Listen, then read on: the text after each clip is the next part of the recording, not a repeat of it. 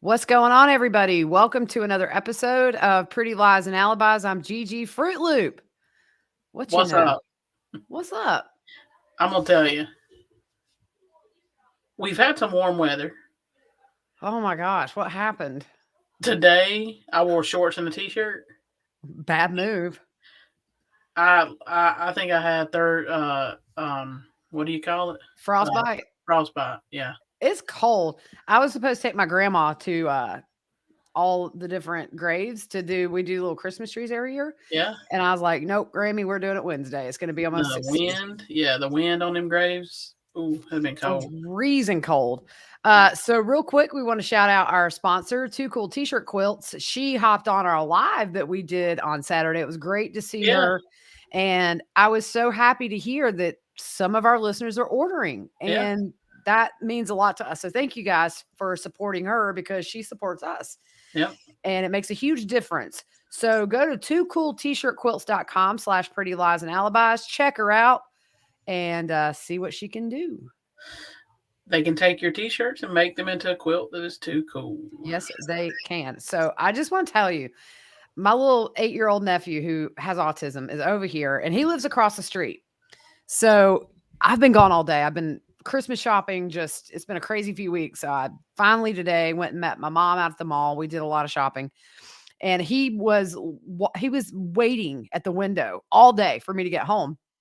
So I got home. I had to go up to my aunt's house to help her with stuff. So then I said, "All right, when I get home, I'll come get you." So he's over here and he hasn't been over since we decorated. And there's these presents under the tree that Sarah Rose got at school in the little secret Santa shop, right? She wrapped them and worked hard. And so Carter says, "Oh, I love opening presents." And I said, "But Carter, they're not your presents. They're Sarah Rose got them for all of us. And she worked really, really hard to wrap those the other day so nobody would see. Well, but I really like opening presents." I'm like, "Carter, you can't open these presents, dude. Like, none of them are yours." So he said, "Would you be mad if Sherlock opened the presents?" And I'm like, "Sherlock cannot open presents." So, anyways, she's in there sitting with him so he doesn't open the presents. But I'm going to tell you, I'm going to wrap some stuff before I go in there. I'm just going to find household items and let him unwrap them because, I was like, "They're not your presents." I don't care. I just like unwrapping. He's so funny. So you have my oldest up at your house tonight. It was really strange. She drove here. I know. It's so weird. I watched her on 360 the whole way. Yeah, yeah. Yeah. I'm It was very really weird. yeah, it is weird. Yeah. But I'm glad she's there safe. Make her do some housework or something. She can do dishes. There you go. So it's been 2 years. Well, before we get started, thanks to everybody who came on the live the other night. Yeah, it was so fun. It was a blast. We're going to try to do this more often just to connect with everybody. It was fun answering questions about cases and then just about our life. Yep. So we really appreciate everybody. And those of you who did the little super chats, that was just a very nice surprise. We had a couple who PayPal'd and we appreciate it. Yeah. So helps us to do this. So it's been 2 years today since we first heard about JJ and Tylee in the Mm. news. This is the second year anniversary of when the police in Rexburg announced the search for the kids. Yeah. It's crazy. Yeah. So I And think Justin Lum's having some kind of big thing tonight. he did. I think he's posted it maybe, or I there's a couldn't. link for it, but he Yeah. has a special video. I think it's like 45 minutes long where he talked to Kay and Larry. He talked to Scott Reich from Crime Talk Live and also a former AVAL member and Nate Eaton. So you guys go check that out. I'm excited to watch that when we get finished. And so it's just 2 years. It seems like a lot longer, and then at times it seems like yesterday. Exactly.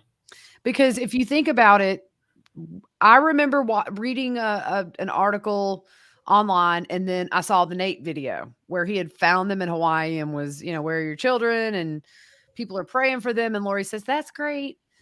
And Yeah. yeah, so just a lot has happened in 2 years, because I think for a long time, everybody was really nervous. We had Lori who was in jail in February. So we had a month or two where there were no arrests. And Hmm. I'm thinking, missing kids, come on now. She needs to be in custody. She gets arrested, extradited. Remember, we saw her coming off the plane, Yep. transferring planes, coming out of that holding room in the airport. And then it was months before Chad was arrested. And everybody just couldn't imagine, why is he not being arrested? Yeah. But then we got the video of him being arrested, which was really cool. Right, thanks to the local there who grabbed it. But Yeah. yeah, it's just been 2 crazy years. We go from knowing very little to now really recently we're getting these document dumps that give a lot of insight into how they worked, how they thought, what they believed. Scary stuff. And I don't think we've heard the half of it yet. We still have his trial to go and her trial eventually. So, anyways, 2 years that these families have had to just suffer the unimaginable. Yep. So they're in our thoughts this holiday season for sure. I know Kay and Larry said they're looking forward to having a normal of a one as they can, but still it has to be very hard. Yeah. So we're gonna jump back into the GIlbert documents. We're kind of getting to the end of where I stopped my research because I did a ton when I didn't have anything to do, and now I'm like, oh boy, I gotta dive back in. So if you guys remember, we left off on the last episode where we were talking about them finding the DNA in the car that Colby was given to drive. And so we're going to pick up on December 21st. And so after finding blood, by the way, you were right, it's a Nissan Rogue. Yep. They obtained a search warrant for Alex's F-150 truck, and the truck was still at Zulima's house. At this point, he had been dead maybe 10 days, or I don't remember the exact date, but maybe the 12th of December. So Zulima came to the door and they advised her of the search warrant. They also asked if she had any idea of where Tylee and JJ were. Remember, at this point, we didn't know. Yep. She said she had no idea. And they reiterated to her that at this time, the children would not be removed from Lori's custody. They just needed to lay eyes on them and check their welfare. I think they even told them they could hold up a newspaper with the date or do like a FaceTime. Yep. Yeah. So again, she says she doesn't know where the kids are, and the investigator tells her he doesn't think that's true. And Zulima expressed concern for what may happen to her. Zulima said she had nothing to be afraid of, and any further questions could be referred to her attorney. So on December 23rd, investigators had arranged a meeting with Colby and his wife, Kelsey. They had previously told Colby that they had found blood in that Nissan and they would like a swab from him and Kelsey for DNA comparison, and they provided one. So in Alex's F-150, they found DMV registration showing the truck was his, the Patriarch letter from Chad to Alex, and one bag of orange molded foam earplugs, and one Snap Caps 223 Remington training bullet. They found a blood stain on the front passenger seat. So December 26th, police interview Ian's sister, the homeowner of where Alex took the Nissan Rogue. Hannah was familiar with the media coverage at that point of JJ and Tylee. So she said Ian had been planning to come to her house for Thanksgiving for months prior. He arrived on November 23rd with his 2 kids and said Melanie would also be coming to visit. He said he had met her a week prior from an online dating site. I wonder if that was a little weird for her. Yeah, I'm sure. I mean, because at this point, the sister is aware that these kids are missing and your brother's bringing home one of the crew. Yeah. A week after meeting her online. And just, yeah. Melanie arrived November 27th in the Nissan Rogue. She spent the first 2 nights somewhere else and spent the night at Hannah's house on the 29th, and they left on the 30th. Hannah was told the car would stay, but someone would pick it up. This made her uncomfortable, which I could understand. For sure. Hannah was told Melanie drove the Nissan to Arizona with her uncle Alex. Hannah said Melanie talked a lot about Brandon and said she was blaming her for someone shooting at him. She said they divorced because of his promiscuous behavior, and she said she had to leave her kids and not see them for some time. See, right there, it doesn't make sense. If your husband is bad, why do you leave your kids with him? Right. No. And I mean, there's no reason for a mother to say, I can't see my kids for some time. in a No. normal world, as a mother, the last thing you want to do is be apart from your kids. I mean, Yeah. it's Exactly. yeah. Hannah said Melanie appeared detached. She mentioned JJ and Tylee, but nothing of context, and it was small talk. Hannah also said 2 weeks prior to this interview, Ian had told her Melanie was told Al had taken care of, and then it's redacted, but it was unknown what that statement meant. I hate redactions. I know, because that to me, I tried to figure it out. I just could not, you Yeah. know, yeah, Yeah. I don't know. She said it's possible Ian's kids had been in the road, but none of them had any injuries that would have caused bleeding. February 20th of 2020, Brandon forwards life insurance policy information. At this point, Melanie is still paying on the premium. Following the start of his divorce proceeding, he told Melanie to stop paying on the policy. He needed her signature. Was he knew her signature was needed to remove her as the beneficiary. Yep.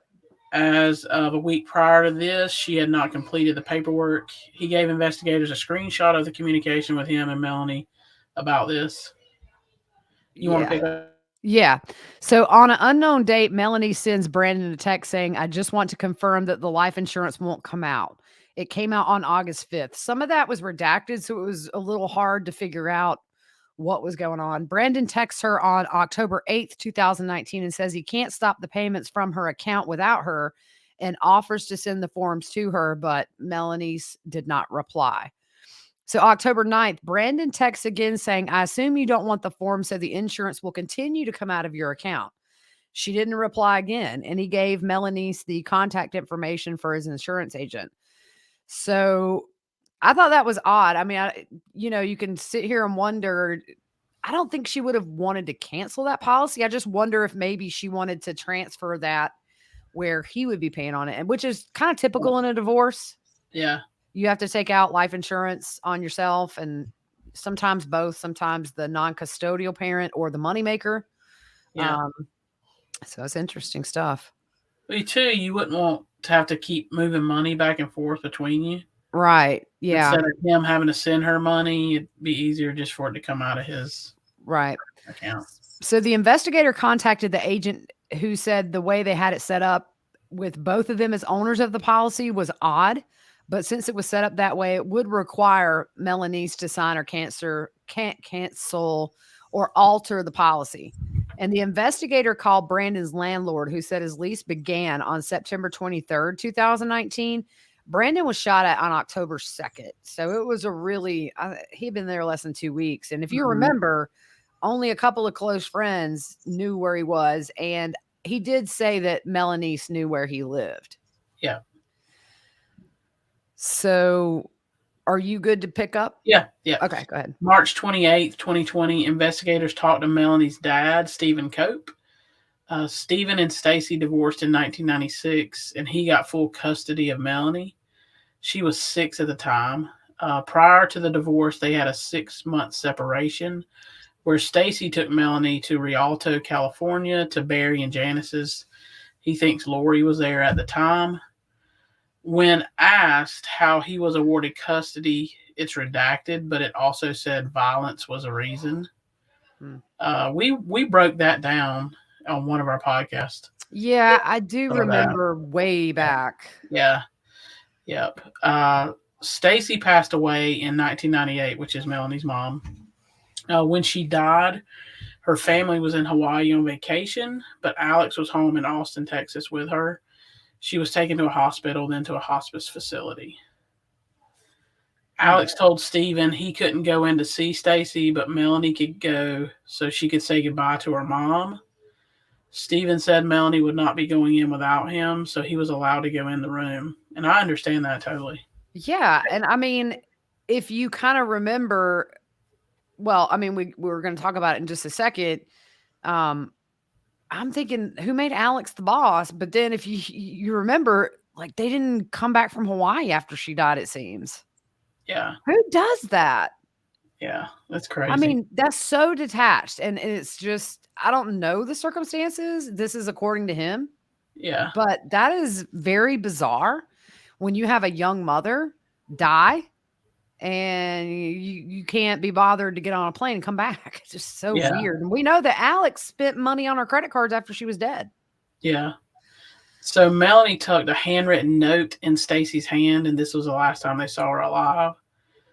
Stephen said Janice's brother Jason was also there at the hospice and was frustrated because Stacy's family was not leaving Hawaii to take care of her funeral arrangements.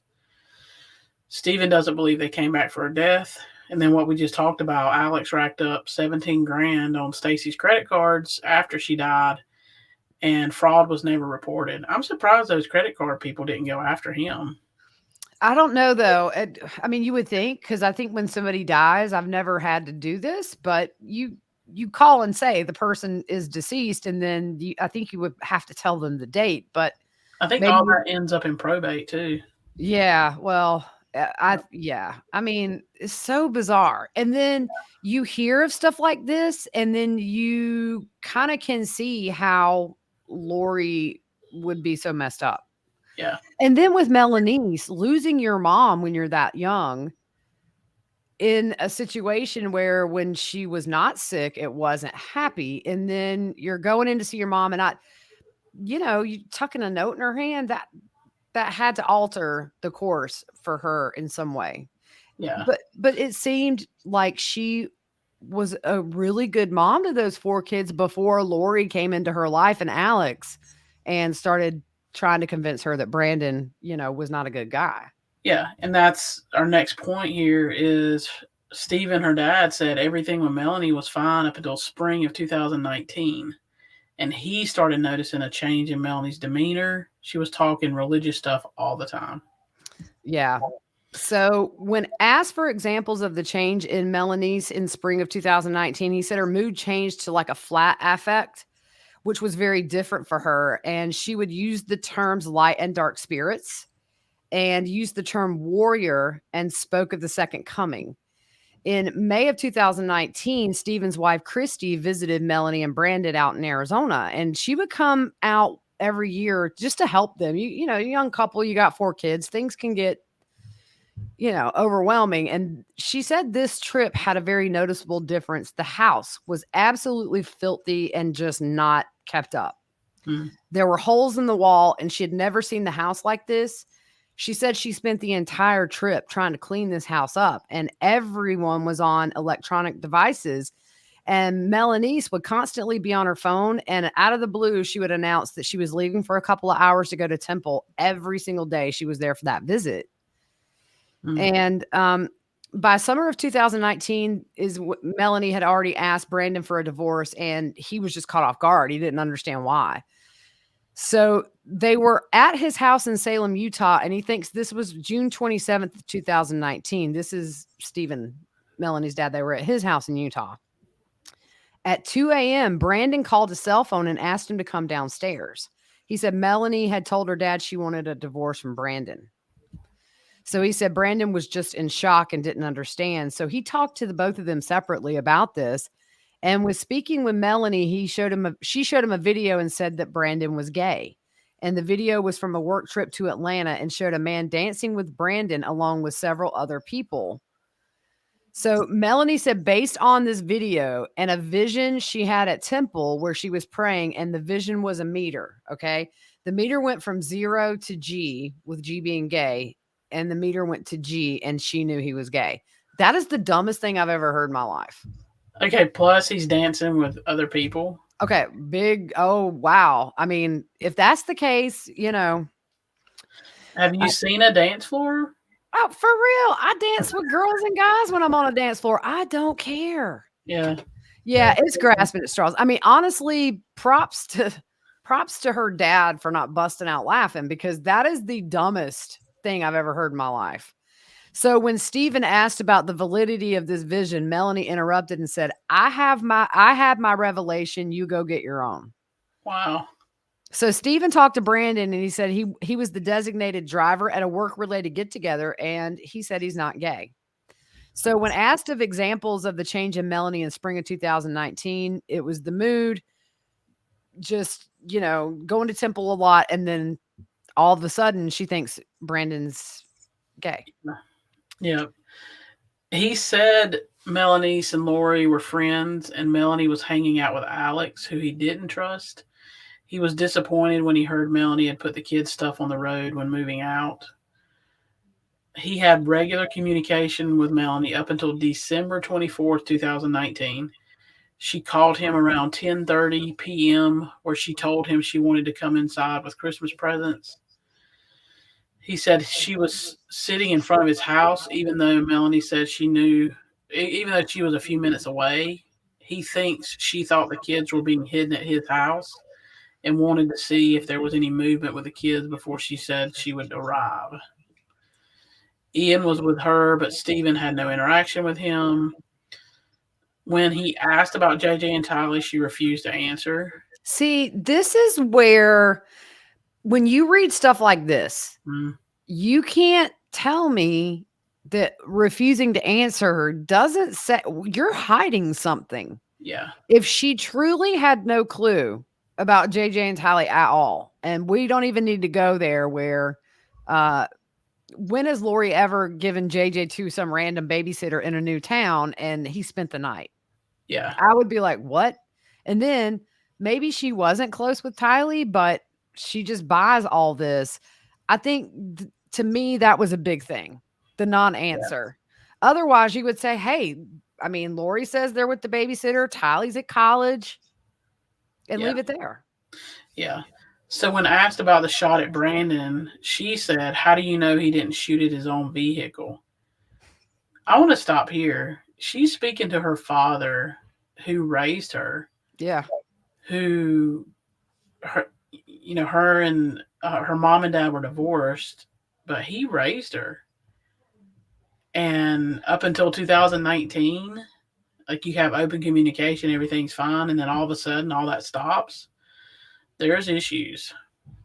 And then you think about how she presented herself, I guess, to her dad. It had to have been a shock because they seemed like the perfect little family. And now I've had my revelation, you get your own. It just, that had to be so hard for him to see this downward spiral that the common denominator seemed to be Alex and Lori. Yeah. And nobody wants to see their kid go through that. When you can visually No. see that and there's nothing you can do about it. And it's even worse when you're married and you have a family and you have 4 kids. I Yeah. mean, bad enough if you're single, but Yeah. to do this with a whole family intact that you're throwing away because it's not convenient for your new life, Yeah. man, that had to be hard for him to sit and do. I've never heard anything bad about her dad. No. Uh-uh. So Stephen told Melanie he thought Lori and Alex were cold blooded murderers. Melanie cried during this conversation as Alex was already dead and also at the mention of Lori. He didn't understand why she was so upset over these people who he felt had done horrible things. Melanie changed topics and asked to go into the basement where her siblings were. He was shocked by this request but told her to go ahead. She talked to them for 5 minutes and came back upstairs. He thinks she went to look for her kids. Yeah. You want to pick up there? Yeah, so she stayed in total at this time for about 45 minutes, and after this visit, that was it. She stopped communicating with him completely. He noted that Melanie was upset with Charles for the failed juice business in Hawaii, and he said Melanie told him Charles didn't pay them back. I've never seen anything about that ever. Mm, But then again, what we see with all of them is when they are trying to justify something, they throw Charles and Tammy and all of them under the bus. yeah. Anything they can say to make them sound bad. So Steven said Alex would do anything for Lori and was her protector. And we talked about this before. He said he had information that Alex got a girl pregnant when he was 19 back east and never took responsibility for that child. And Steven said he would stand behind the truth, not so much if Melanie is innocent or guilty. And he acknowledges she could be in serious trouble with all this, but he would support her. And I think that's most parents. Mm-hmm. It's got to be a hard thing. And we're gonna stop here for tonight, but I just have to wonder. And people asked us this on the live. I mean, I just don't see how she's escaped charges. Yeah, I don't either. I mean, who knows? I just don't know that this grand jury up there is adding more charges to Chad. I Yeah. think that they've got the biggest ones they can have on him. So whatever, it had to happen there. So I don't think that this is necessarily related to Brandon because they've announced their charges that they have so far. Then again, still open. You never know. Somebody could get charged. I'm actually really shocked at this point. She has not faced any charges. Yeah, me too. So, anyways, we're going to stop there. We will be back tomorrow. I'm going to have to do some research before tomorrow because we're almost out. But, anyways, we will see you guys soon and hope you have a good rest of your night.